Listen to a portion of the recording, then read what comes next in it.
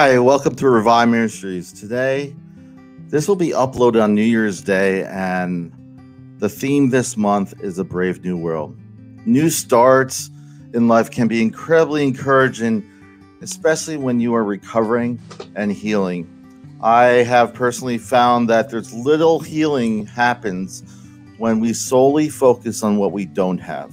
Today, I have a friend, Jasmine, joining me today, and she's going to share her insight. And I just thank her for coming on. Thank you again, Jasmine, for agreeing to be a part of this. Hello. Thank you for having me, Robert. No problem. And I always, start off the, either podcast, whatever I'm doing, with a disclaimer, because I know people right out there are hurting. I do encourage all those who are out there to look what is available out there for you when it comes to resources. But it's a disclaimer. If you are in crisis, please seek appropriate professional help immediately. The crisis hotline in the United States is 1-800-273-8255, the National Suicide Prevention Lifeline. I find that they're helpful. There's also a text option, which I also put in the notes. But this is, Jasmine's new, but a lot of times in the beginning, I start off with a quote because I like to spark the conversation with some thought. And the quote that I start off with is, every new beginning comes from some other beginning's end. Change is one constant in life. The one constant in life is change. And we had plenty of that in 2020. Right. For sure. And I know this quote can read differently for each individual due to their own experiences, because we are kind of subjected by our childhood, our upbringing, and how we see the world. But a brave new world, especially now, 2020, being unexpected year for most. What comes to mind, Jasmine? A brave new world.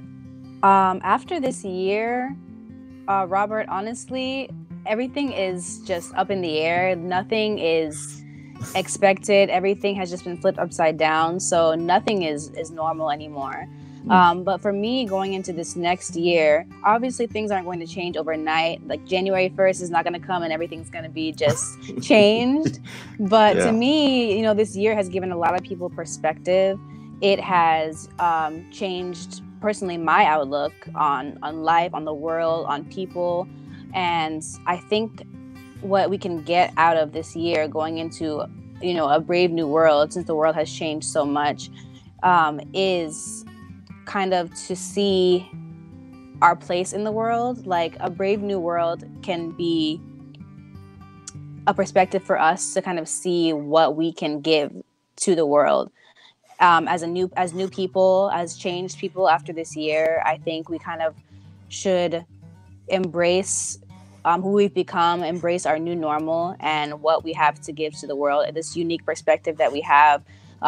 Everyone has gone through so much. And I think for me, going into this new year, I want to be able to share with people what I've experienced, loss and all the different things that we've gone through.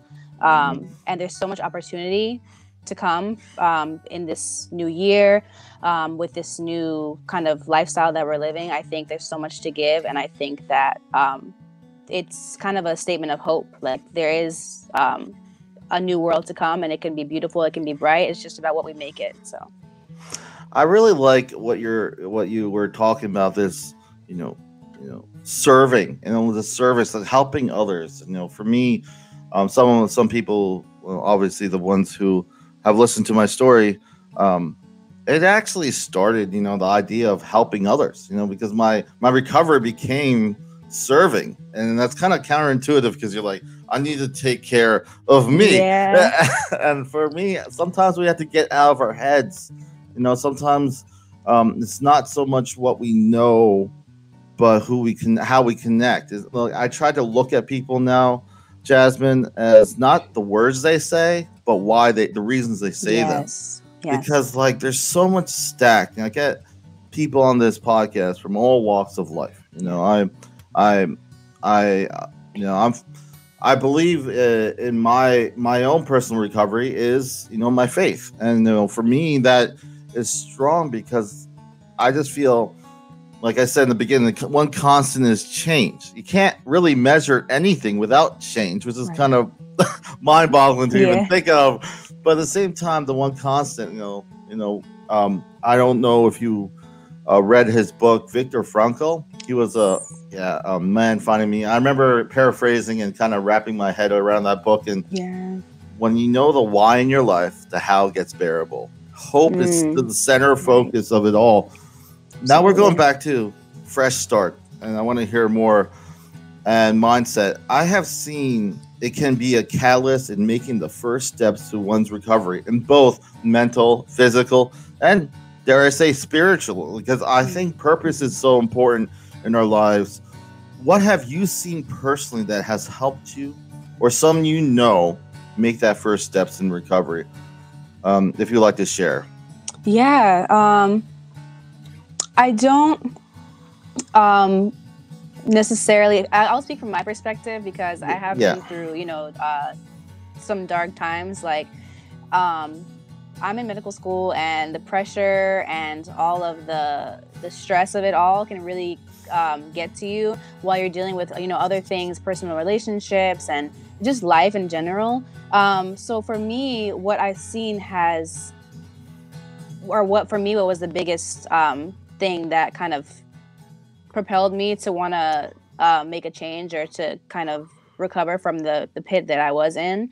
For me, it was thinking about what I have to live for. And I know that might sound cliche, but everything I'm working towards, in medical school, everything that everyone has supported me along the way to do is to help, these patients, whatever I end up, going into specialty wise.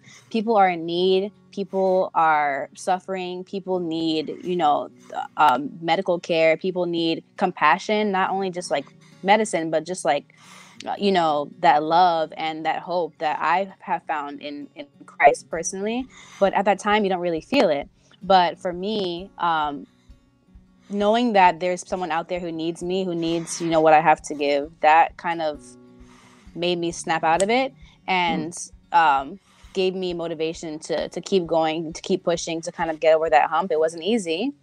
It's never easy, but, just kind of thinking of something above and more than yourself kind of gives you that perspective, Yeah, like, there's a lot of, I would say unlearning I had to do. There's a lot of, like, for me, as a, it's like sometimes we get stuck in the destination mindset. Like, if I need to get, and sometimes unfortunately we hinge our value to it. So like, I need to be A, B, C, or I'm not valuable, and this is not how it works. And for me, when we look at life as a journey, I feel there's room to like grow and to heal. The people who are closest to me, my friends, my wife now, I am able to make mistakes, pie in my face moments, and then grow from it, because I feel like, we're kind of getting to the next part. Next quote I really want to stress in this: everything you want is on the other side of fear, and how fear can be crippling. We could we could convince ourselves not to do a lot. It's surprising sometimes how much that people do anything sometimes, especially, you can make any excuse right now not to do something, Right. But at the same time, I think value sometimes gets overlooked because we concentrate, I do groups, Jasmine, I don't know if you know, I do facilitate NAMI support groups. And what I found was you could get a couple of people who've been hurt a lot, and you can put them in the room, and if it's a safe place, they share their story. Now, someone rationally looking at that, they're like, well, they came out, they didn't do anything. There's nothing rationally that they did to make their lives better, but they feel better and they actually do better. This safe place of exercising the ability to share your story is so fundamentally healing. It's funny, we are, intrinsically connected people. So this whole social distancing is kind of like, it's hard to like wrap your head around. You want to go to your churches, you want to give them hugs, you want to see all those people, whatever, holidays is really, by the time this uploads, we just made it through New Year's, the New Year's Day, and a lot of urgency also ties into that. Me being half Korean, half Puerto Rican, you got kind of sifting kind of cultural backgrounds where there's a lot of urgency. But I think, when we think about fear, and I want to get your take on it, it means different things for different people. For me, my lesson I learned, it's kind of weird. I learned that I can't help everyone, and that's okay. Yes. That's hard. Yes. Another one I learned was my parents, I love them. So, and like, maybe they weren't perfect, but I love them. I can never pay them back, and that's okay. That's hard for a first generation. That's hard for a first generation American. Mm-hmm. I don't know what you come to. You're like, I'm gonna buy my parents' house. Yeah. You have these bright ideas, but really, monetarily wise, it doesn't even matter. I can never pay back my parents for what they've done. Absolutely. So, I'm just gonna sift it over to you. Fear. What's your thoughts when you hear this quote? What does it say to you? I love this quote. I actually wrote. I think my very first blog post has something similar to this quote at the end, because it is about being fearless, but that's kind of, easier said than done. But I think like this quote is saying that you are your biggest, opponent, really. Like, you are in your own way most of the time when you have something to accomplish, or you have something that you want to do, or you have something that you need to get to. Like, usually your fear, like you said, it's crippling. It gets in the way. It can keep you from something that's so much greater. Like, at the end of the day, that fear is just something that's in your mind, and like, it is real, but it's also something that can be overcome. So like, if you go ahead and go for that thing, imagine like what the possibilities could be. And that fear is something that's holding you back from maybe the greatest opportunity of your life. And it's just not worth it. And it's probably not as scary as it seems once you actually do it. And there's just so many people like out there that have so much potential, and there's so much that they have to give to the world, and God has called them to a purpose, and they're just afraid. I know that, I've been there, and I still have fear sometimes, but we all do. But like, I think it's about realizing what could be on the other side of that fear, and that it's just really holding you back. There's really nothing beneficial about it, and it's doable. You just have to go for it, and you have to overcome that. There's I was listening to what you're saying. There's this one quote that got me kind of like, it didn't make sense to me, but it makes sense to me. It's from Dale Carnegie. It says, "You can make more friends in 2 months by becoming interested in other people than you can in 2 years trying to get other people interested in you." Oh, yes. That's real. That is funny. Real. That is funny, because like, a lot of us is like, I need them to see this. And for me, in my life, I've learned that, I was talking about support groups. You know what? One of the main complaints in the support group right now, obviously, is family, but one of them is not being heard. That's it. It's an invisible disease. Because like, I used to joke, because I am up here myself. Some people will look at me like I couldn't do next to nothing, and then at the same time, if I'm capable, they'll look at me like, oh, he's not that bad. So I'm never anywhere because I do struggle. I do have my coping skills. I do follow and that came through time. Yeah, that came through structure. That came through a lot of pain, a lot of growth. Was it perfect? No. But what is perfect? Sometimes we put so much urgency. It's really like, I've been blessed with the fact that, my faith grew exponentially. I came to Florida just basically because I had nowhere else to go. My mom, I was done with college, but I was disabled, veteran, and all that stuff. So I went down here, and I remember the pastor and the one church, he's like, he just took the time to listen to me. I had all these questions that probably a lot of of my church members heard it today. They were like cringing, like, why would you ask that?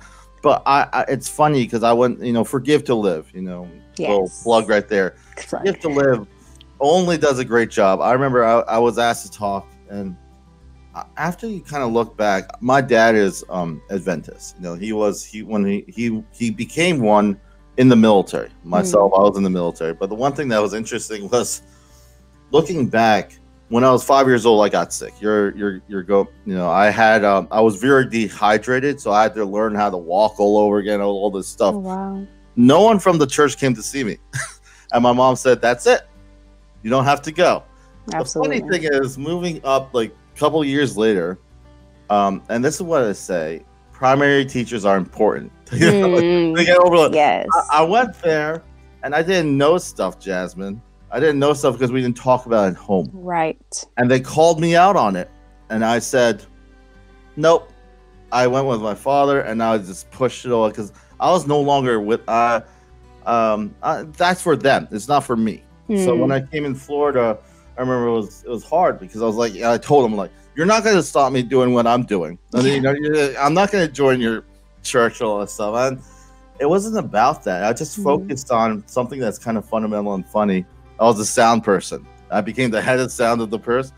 And I didn't even listen to the sermon, to tell you the truth, Jasmine. I just sat there and made sure that it sounded well. I was I wanted, like, at least people could hear it. And the funny thing was, after a while, you have that question, that epiphany. I know that this is my recovery story, but I remember saying to myself, what now?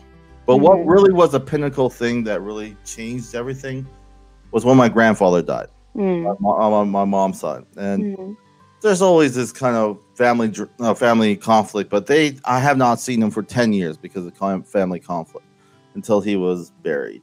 And one thing that I've learned was I couldn't understand why that was happening. Why people will choose not to connect, like for so many years. But for me, with that and in my growth forward, I kind of understand that relationships, as much as we try to say it, they're more important than we like to admit. Absolutely. We try to have that thick skin, like, it doesn't matter, 99 problems and all that stuff. No, but it is. Relationships in life can be the most precious and the most painful. And there's this one saying, the good news is only as good as the bad news was. Convoluted. But the reason I say it that way is because if I lost 50 cents, Jasmine, right, and I get it back, it's good news, but it's not great news. Right. But it's funny because I was in a group, and she's like, does that mean I have to go through a lot of bad things to get good things? I'm like, no, it's just that we're so bad at remembering the good things that have happened to our lives. Yes, that is so true. Like you'll have someone, like, everyone complimenting you, like, all day. You'll have all these compliments, like, oh, you look amazing, or you're this, and then one bad comment, and you'll think about that bad comment for the rest of whoever knows how long, and forget about all the good comments. It's just our nature. It's crazy. It is. And it's just this contrasting thing that I feel makes sense. People are like, why relationships? Some people are burnt out. They're like, friendships, family, they've been hurt. Some people have been here on this podcast expressing it. But I always like the safe place model, but at the end of the day, I feel that our connections do matter. Wherever you are at, I feel in our lives sometimes we try to lie to ourselves because it's easier. It's easier not to make that phone call. It's easier not to have those conversations that you don't want to have. But at the same time, I just when I look back at my grandfather, I didn't look at what job he had or what he did. I looked at the memories of him showing me how to fish. He not really knowing how to speak English at all. Me first singing. My grandfather's the reason, because I remember we had karaoke machine, and I think Koreans are supposed to, like, it's automatically engraved that you have to have one. So we had one, and my grandfather was just like, gesturing, and I sang Boys to Men. It was awful. What? Yes. Oh, we're gonna have to hear that sometime. Okay. We need to hear the reenactment. Okay. Yeah. So it's interesting when we think about relationships, and I don't think about what he accomplished. Really, at the end of the time when I was there at the funeral, I was just remembering the fond memories of him. Mm-hmm. Mm-hmm. I feel that when I've met plenty of people who've lost someone, or loss is a big thing, and loss comes in different shapes, and I find that one thing that is comforting is just remembering those memories. I refuse. And one person said to me, you're not going to remember your title or whatever. It's really what you remember is the people who really surrounded you, the connection. Mm-hmm. So absolutely. I had Sebastian on the podcast several times, and we talked about when this first started, social distancing. That sounds awful. It's like for me, it reminds me of like one of those movies back in the day, like it's all like panic, everyone's urgent. Yeah. But for me, it's social. It's physical distance and then social. I don't like that kind of word. We're trying to be respectful, obviously, for the older and people who are more prone to catching it, but at the same time, I feel like connections and finding unique ways to connect is what we're doing right now. Gratitude, what comes to mind when you think of gratitude and this whole concept, a brave new world. We're turning the corner. If you're running the 400, we're at we're at the stretch. But when you think about gratitude in your life, I would love to have you back again. I would love to be back. What comes to mind, when you think about gratitude? Let me just get there. Yeah, right here. I think it is. Yeah. Yeah. So gratitude is something that I think people don't express or embrace enough. Like, I think Thanksgiving comes around and everyone says what they're thankful for. Mm-hmm. And, occasionally every now and then people will remember the things that they're thankful for. But I think it needs to be like an everyday thing. I think that just a mindset and a state of gratitude can really, really have benefits to your mental health, to your physical health. Like, it's known that if you wake up and you don't look at your phone, you don't think about your schedule, your to-do list for the day, but the first thing that you think of is what you're grateful for, something that makes you happy, it is known to, increase your serotonin levels. And just literally, there's physiological, benefits to this. But not only that, it can really have a positive impact on your day. Just thinking of things that you are grateful for, because even though there are so many things, there's so many losses that have happened, this year.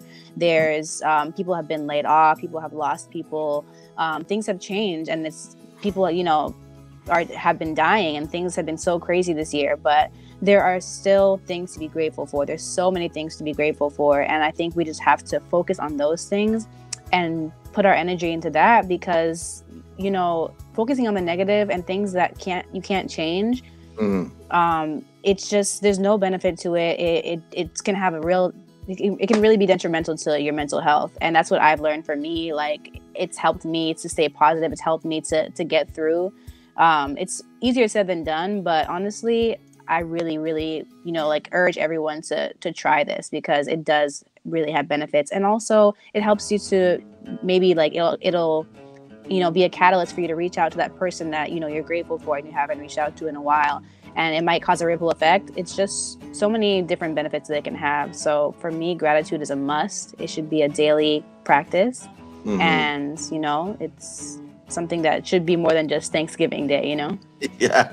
Yeah, I do, gratitude is just, like I said before, you get 4 people, even, I know people who have been domestically abused and all that stuff. You put them in the room and you have them share their stories. Nothing really happens outside, tangible, but they feel better and they do better. Why? for me, my faith, I believe, you know, the faith angle to that, because there is healing in connecting.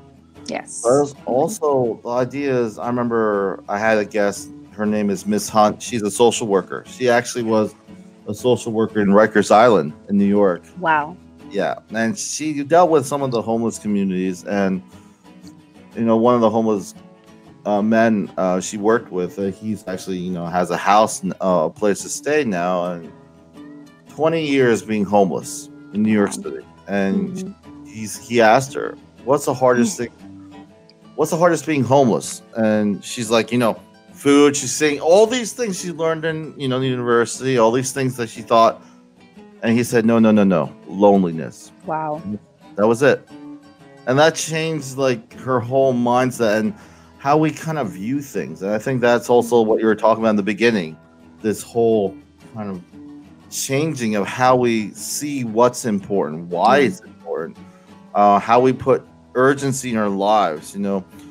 Winston Churchill, in World War II, he says this. He says, success is not final. Failure is not fatal.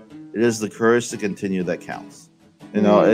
It's like one of these, there's a lot of encouraging things. And one thing that I want to say to those listening, I just found this quote like a few days ago, and I thought it was brilliant, because a lot of times people think courage, you look at like movies like 300 or something, like all this stuff. But I just like this one quote, and it kind of speaks to me. Sometimes, this is how courage is. It says, courage doesn't always roar. Sometimes courage is the quiet voice at the end of the day saying, I will try again tomorrow. Yes, I love that. Mary Ann Radmacher. I'll share in the notes. But that is, when we think about our lives, we think about 2020, and as this uploads, it'll be 2021. It's encouraging to know that there's a lot of things we could be grateful for. Yes. And as we move forward, I want to ask you, as we wrap up, I just want to say thank you again for sharing, Jasmine, and being willing to be on here. I know it's not easy, as much as people, it is healing to share. It's different when you're doing it in front of people. Yeah, definitely. But I do appreciate it. I just want to ask you any final thoughts and anything you want to share as we wrap up, and to those listening and watching.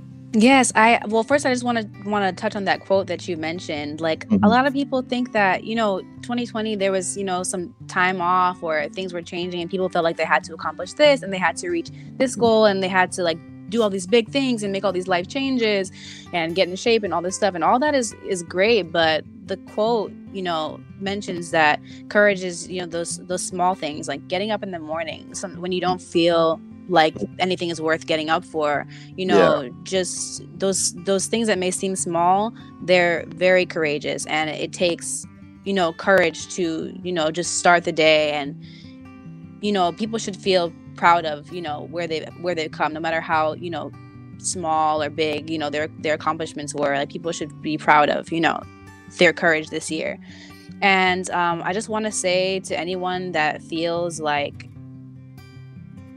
their world is crashing down, or feels hopeless, or feels empty, because I know this year has taken a lot from us and a lot out of us, I just want to encourage you that there is so much out there for you to achieve, for you to give. There's someone out there that needs you, and that needs your gift, your purpose, your passion. And it's just so important that you keep going. I don't want you to give up. I don't want you to feel like there's nothing left. I don't want you to lose hope, because there's always something to live for. There's always someone out there who will need you. So just keep that in mind. I also share a lot of my thoughts and my experiences on my blog. It is, JasmineDwyerBlog.com. Here is the link. I share my unique, stories, and just try to encourage people and share some positivity through my perspective. And I would really love for you to head on over there, subscribe, read my blog posts, and I'm so happy to be able to share it with the world.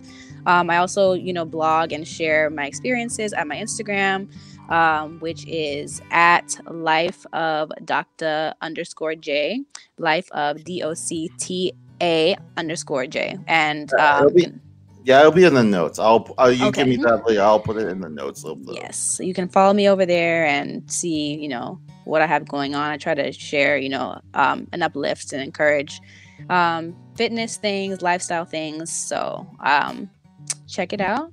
And I was so happy to be on here today, Robert. Thank you so much for having me. No problem. I just want to also just tell everyone. I just want to share this one last thought. It's just I do have an ending quote, but it just spoke to me. It's from Albert Einstein. Of course, he said, "The measure of intelligence is the ability to change." I feel that a lot of us sometimes just look at intelligence as knowing stuff, but our ability to change and understand and adapt and to continue, like you're saying, Nelson Mandela said it this way. He says, "May our choices reflect our hopes, not our fears." And with that being said, again, thank you, Jasmine, for joining us and sharing your insight. I want to share with those listening that you could always stay updated with Revive Ministries at the website, reviveministriesfl.com. This is goodbye from Revive Ministries, leaving you with last quote. And it says, Albert Einstein again, "Anyone who never made a mistake has never tried anything new."